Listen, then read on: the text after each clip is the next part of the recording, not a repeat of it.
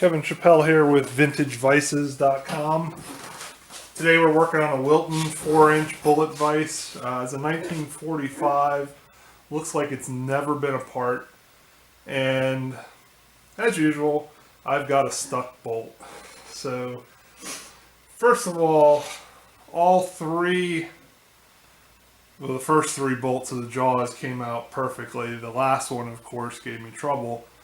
And the first thing I did was I took a small screwdriver, and I could tell that the slot was kind of peened over. So I used that to dig down in, because ultimately I wanted to get a good grip on the screw. At this point it wasn't broken off. And I soaked it with some PB Blaster. You can use WD-40, Croil, any kind of penetrating lube. I just happen to like PB Blaster, but I also buy Croil from time to time when it's not too expensive and I can find it on sale. So, first rule of getting screws out is use the biggest screwdriver you can. I ended up with, this is a go-through set, allows you to whack it with a hammer. And I got in on the flathead and actually tapped down with my hammer and made sure that seated really well. Now these screwdrivers also have a hex at the top, so I found a wrench that fit that. So I could really concentrate on putting a lot of pressure down and turning. Well, that worked so well that I ended up snapping off the head of the bolt, or the screw, and came right off. So next step, now that I got the actual jaw off, I hit it with PB Blaster again, made sure it's soaked in, and probably do that 2 or 3 times, let it sit for an hour or so, let that soak in.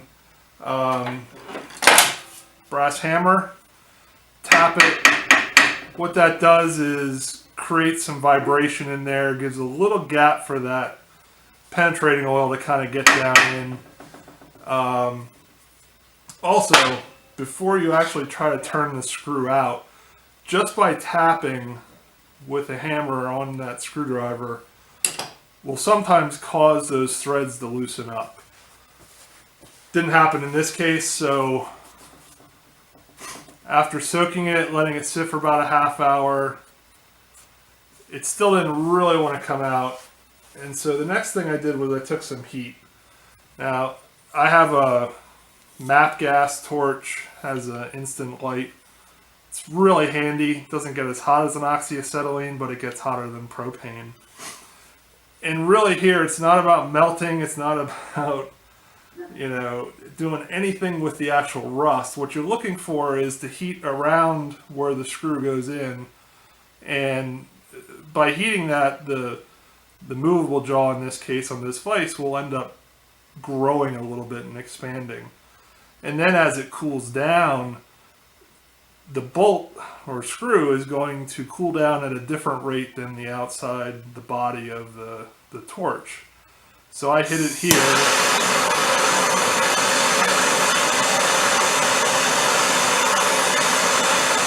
Now, if you notice this torch, just like an oxyacetylene torch, your hottest point is going to be at the tip of your blue flame. So I got my screwdriver here. It's somewhere around in here.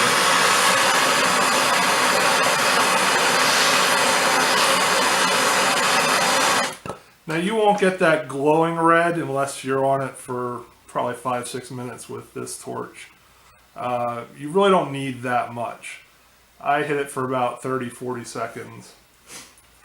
Now, while it's still hot, you can then take your PB Blaster. This is not the safest thing in the world, but I've never had it flame up on me. And you can spray it again. And it'll sizzle if you've got that real hot. Again, you can give it a few taps. Again, I'm using a brass hammer here. I'm not doing any damage to the base jaw. Now you've got a couple choices. You hope that it's broken loose, and luckily where this snapped off right at the head, there's plenty of exposed bolt. So you have a couple options. You could take a vice grips, grab on the threads and turn that way. You could take a cutoff tool or a hacksaw. Hacksaw would probably be a little thinner on the blade and actually cut a slot in this and then use your screwdriver. You could also come on the side here and grind two flats in here. If this is broken off flush, you're kind of screwed. Your best bet then is going to be file it flat, find the center, take a center punch, and actually hit it. Get yourself a good center point. Take a small drill, 16th or 1/8 inch, and go down in and work your way up till you're close to the drill size for that tapped hole size. So if you look at a tap chart, you'll see if this is 1/4 inch, I think it's a C or a D letter drill size you would drill. Don't quote me on that, but look the chart up and you can figure out how large a drill you can get in there. Now you're never going to center it perfectly, so you're never going to want to drill the absolute size. Then if you have some extractors, some left-handed thread extractors, that's usually the best bet. But sometimes if you can get that hole centered enough and you can drill out large enough, you can almost take a chisel and just work around and actually pop it out.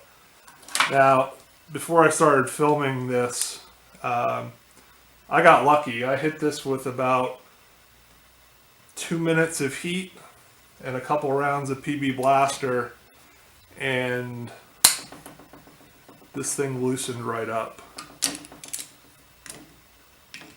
So it's pretty amazing, from being stuck enough that the head snapped off with a screwdriver, the force of a screwdriver, to being able to grab it, and I'm not on real tight here, with a pair of vice grips.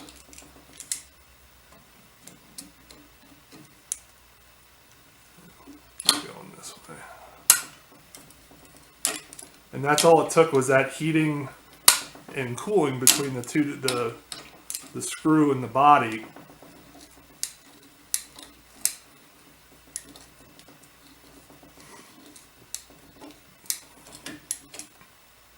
Should come right out. It's moving pretty easy.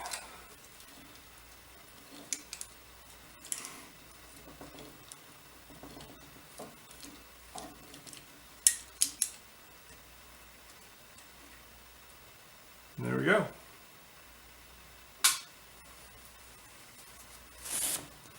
When you're working on these old vices, you're going to have this from time to time. Again, 3 of them came out perfectly, and the last one gave me issues. Here's actually what the screw looks like. This is one of the good ones. This vise, I'm not even sure it was ever lubricated. It's got a little surface rust on the inside. I'm going to be putting this up on eBay shortly once I restore it. But just had a little bit of rust. That's why I took it all the way apart. A lot of times with the Wiltons, you know, if the slide's in nice shape and everything seems to be lubed, there's really no reason to take it fully apart. I'll blast this. I don't typically blast Wiltons, but since I took the end off and the whole body, I've got full access. I can get it in a parts washer afterwards, get the crushed glass that I use in my blast cabinet out of all the nooks and crannies, and it'll give a lot nicer restoration job.